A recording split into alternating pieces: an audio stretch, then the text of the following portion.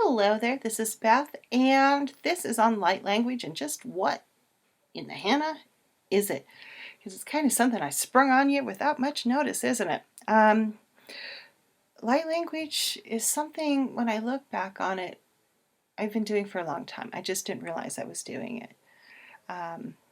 That gibberish singing that I just thought was gibberish was not gibberish. Well, some of it is, but you can tell the difference between the gibberish because one has energy and one's just, not energetic. But it's been something that has manifested in a long time, and I've always been very interested in the emotive aspect of sound.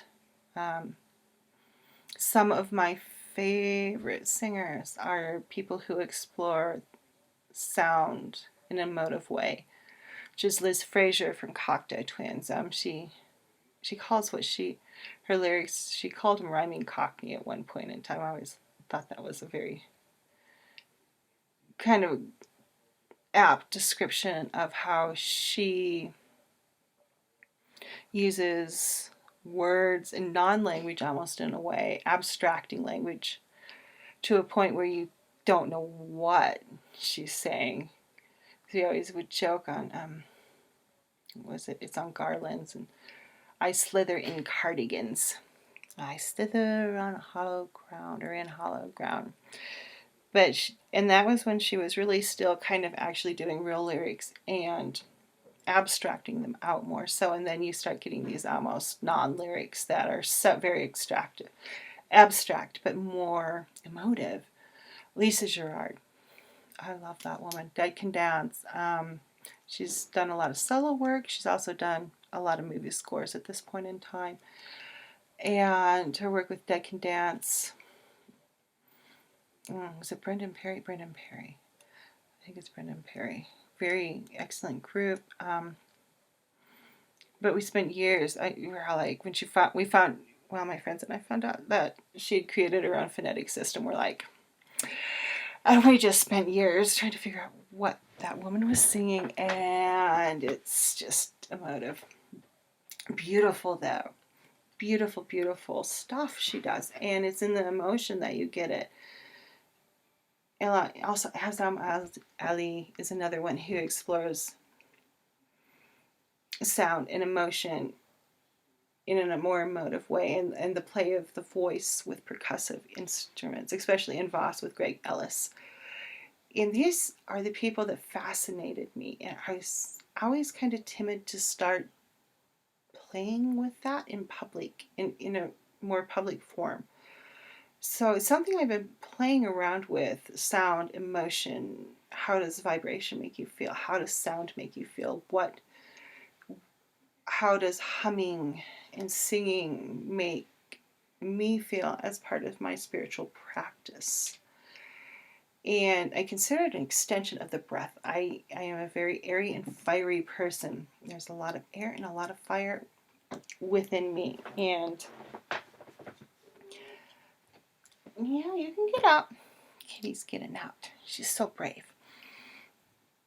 But breath, inspiration, inspira, means the breath in Latin, has always been something that's been very important to my spiritual practice. I often ground through the breath more so than earth at times,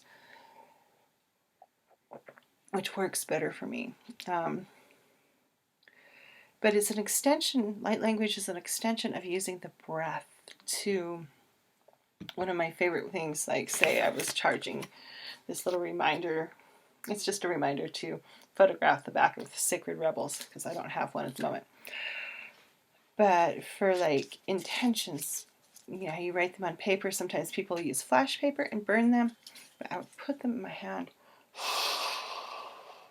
and use my intention with my breath and instill my intent into the piece of paper with breath. Also used it for other things, but that involved into sound. And when I started doing light language personally for myself, that was an extension of the breath for me. It felt very natural. Spoken and singing and intonation feels very natural when it comes to light language for me. And whereas like the written, I've been playing around with the written, and even hands, sometimes the hands will start to come into play with it, which is also part of dance, which I love dance, which also involves emotion and emotive muting, creating emotion with sound and body movements. So it all kind of plays together. But light language itself, it's emotive. It's not necessarily a literal, there is no literal translation. You can be like, this is what it's saying to me. And a lot of times when I do them for personal ones, I don't like to mention what I'm feeling. I'm going to have to ask everyone if they want me to. Just because I feel like I don't want to influence their experience by my experience. But I could be completely wrong on that. I may need to talk to my peeps about that. But it's emotive. It's not a literal, you're not going to get a literal translation. It's not going to be word for word.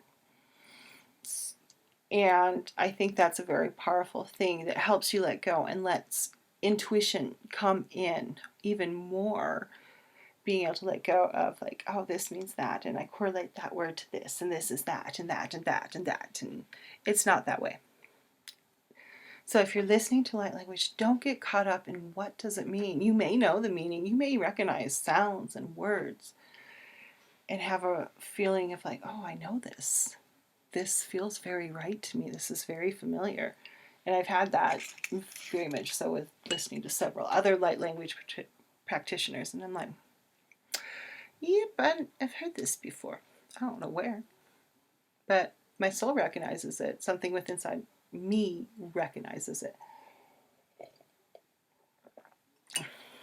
I have a little checklist on this one. Oh, talked about motive. I also see it as coming from the heart. It's something I work very much heart-centered as it is in all I do for myself, my life, my clients. I want to bring the heart in. I want to bring the aspect of love in to people's lives and compassion and kindness.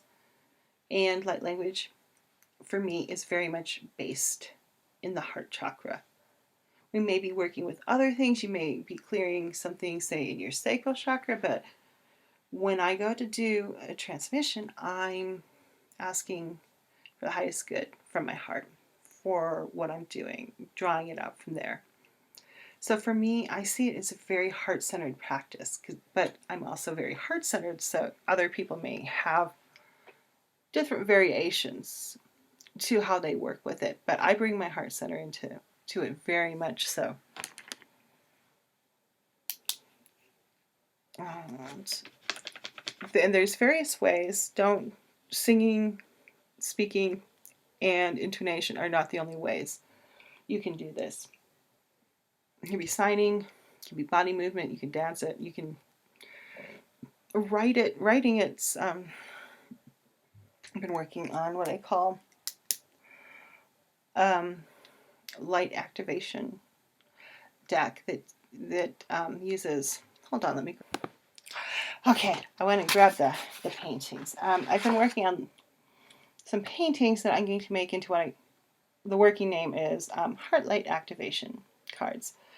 And the concept behind them is, and of course they're layered. They have to be layered or I'd just be like a crazy person. Because that's what I do when I layer. I like layers in music too though. I just like layers.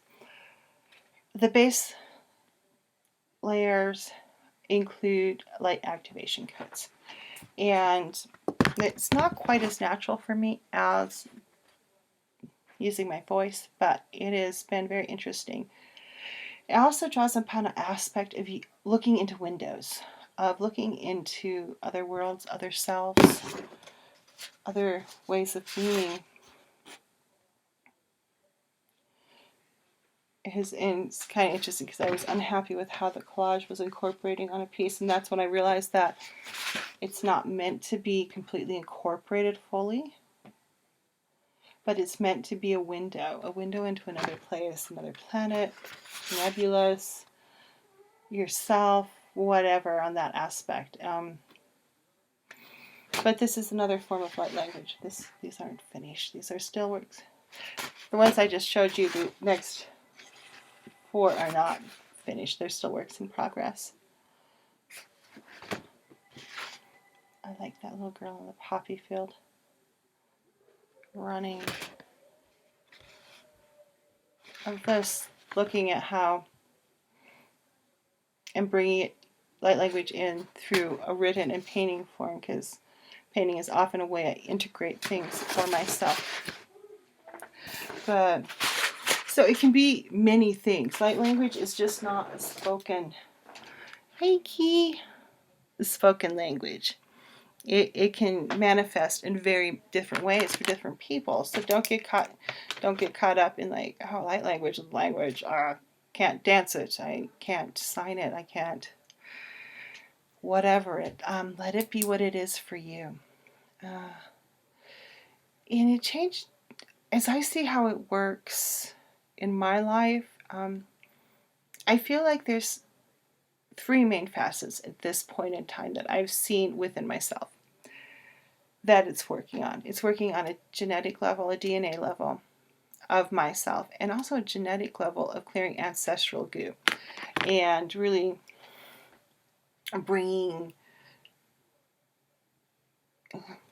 getting rid of what you're carrying around in your ancestral DNA that's been passed on generation to generation. It can be fear, it can be money issues. There's a lot of different things that gets passed down, trauma especially, and sometimes joy too. It's not all bad. We focus on the bad stuff, but you can also bring in the joy of your ancestral DNA and how that works for you. And I've noticed with myself clearing things that have been with me for a very long time, such as reliving things. Huge reliver here. It takes a lot of energy to do that reliving, and over for years. And light language is one of those things that helped clear that out. I still do it to a certain extent. I'm human, but I do not do it like I used to do it. And that makes me very happy, and it freed up a lot of energy for me to do other things. So you got to look at what that's doing for you. How are things behaving? And this can be a very gentle, and I want to say passive, but it's not passive because you're just listening. But at the act of listening is the act. So that's the action step really in this kind of stuff for me, is to hear it. I use it on myself. I listen to other people do it. Sometimes I listen to my own recordings, although sometimes that's a little freaky because when I do them, I'm channeling them and I don't always quite remember what I'm up to. So I'm like, oh, I don't remember doing that. So that can be kind of interesting. The sources of light language can vary. They can be galactic, angelic, they can be fae. The heart, the chakras can come out. God, there's so many different ways. What did I write there? It looks like E's and checkers. Such crappy handwriting. And I don't try to write neatly half the time, so. Energy and chakras, that's what that says. Looks like E's in checkers. Energy and chakras. I haven't really focused it on who I'm working with. I aim, like I said, it comes from the heart. Sometimes I'm just channeling my heart. Sometimes I am working with other creatures. I have one I did that Metatron, who I've been working with very closely lately. We teamed up and he wanted to do one with me. So there's a Metatron. I'll link the Metatron one down below as an example of how I work. So that's, in a nutshell, how I see light language and some ways of how I use it. I'm at the beginning of this part of my journey with light language, so who knows what it is. I've picked up a few musical things just to help get it even more flowing, such as I picked up Singing Pyramid just right over here from a video I just did. Singing Pyramid. I love this thing. Beautiful sounds. I use it quite a bit. It's definitely been worth what I spent on it. But you know, if you're not doing a lot of sound work or really into sound work, probably is not where you want to. You just got to figure out what works for you, where you want to spend your money. Tibetan bowls are awesome too. There's all sorts of different ways to use sound and or light language. Because this, to me, too, is also as powerful as the aspect of the voice of using light language and the channeling of that energy. And the combination of the two is just like, woohoo. One of my friends was just like, I did one for her because she just finished a big accomplishment. So I gave her a little present of a transmission, and I just got my Singing Pyramid, so I'm going to use you. And she loved it. She's just like, do not stop doing this. Do not stop. I'm like, okay, I am listening, universe. I'm speaking through a conduit of energy, which is my friend very much so. So, you know, it's energetics. Energetics, it all comes down to energetics. We're all just little wavings. Kind of freaky. We're all just waves. Look. I just think about that and it hurts my brain. I feel like solid, but I'm really waving. And you're waving, and we're all waving, and we all touch each other. And now I'm starting to like digress into extreme tangent land. And I'm not really sure how long the other half of this video is. So we're going to wrap it up here. And it's light language in a nutshell for me. That's how I'm seeing it. That's how I'm currently working with it.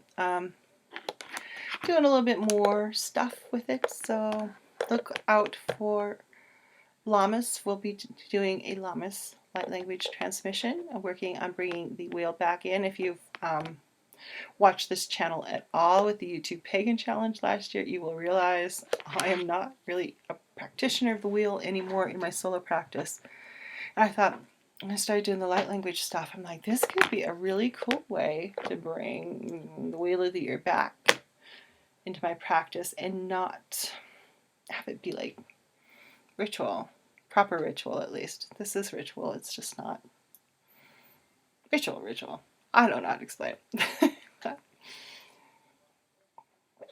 So look for a Lammas transmission. And on the other holidays, I did one for solstice, and that was a lot of fun. That was very cool. And you can get to see like 15 minutes, 10 minutes of my yard, because that's what I had on the video camera. So thank you for watching, and please subscribe, hit like. If you want to book a reading, links are below. Light language transmissions are going to go live on sale on the site in August. I was the Heartlight group, which is a really wonderful group of people, and we do all sorts of crazy fun stuff there. And the Walking Worlds class is being test run this year in the Heartlight group, so if you want to get in on that, it's a lot of fun. All the links are below. Bye bye.